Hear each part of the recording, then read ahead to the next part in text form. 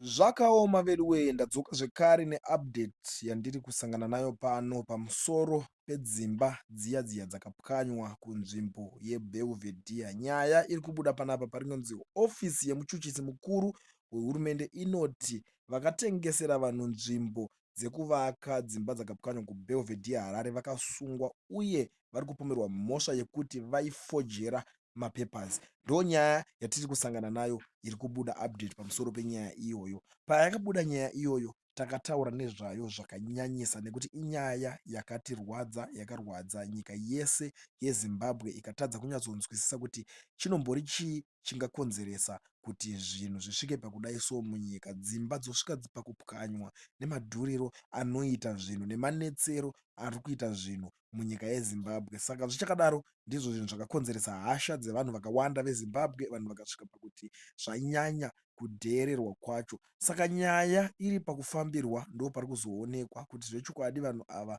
pakafojerwa mapepasi, kureva kuti vatengi vemastands aya vanenge vakatoenda vakanotenga vachitofungidzira kuti vatoshandisa process iri normal kana kuti process svinu inoshandiswawo nemunhu wese achida kutenga pokugara kana kuti achida kutenga stand. Asi kumagumo kwazvo kwokupedzisira panozongobudikira zvaakunzi vanhu avo vanenge vakarohwa, tingati ndo scam yacho yavanenge vakatosangana nayo. Vangakwanisa chete kungotengeserwa senzvimbo yekuti vanhu vanenge vachiifarira kuti tikufarira kugara muBelvedere.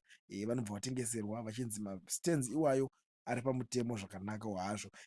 Asi takaona vazhinji vaimboda kutaura zvakasiyana pamusoro penyaya iyoyo vachiti dzimba dzinongopwanywa ungavake dzimba zvisiri pamutemo wekanzuro, zvisiri pakuvherifaiwa mapurani enyu edzimba. Asi iko zvino chokwadi chiya chazosvika pakubuda pachena mushure mekunge vanhu veZimbabwe vanyanyisa kuda kunyatsoti nyaya iyoyo iuye idzoke paspotlight, vanhu vawane kubatsirikana nekuti vanhu vese vakarwadziwa vachitobvunza kuti Zimbabwe yacho inombova nyika yakaita sei zvokuti vanhu vave kusvika pachikamu chekuita zvinhu zvakadaro.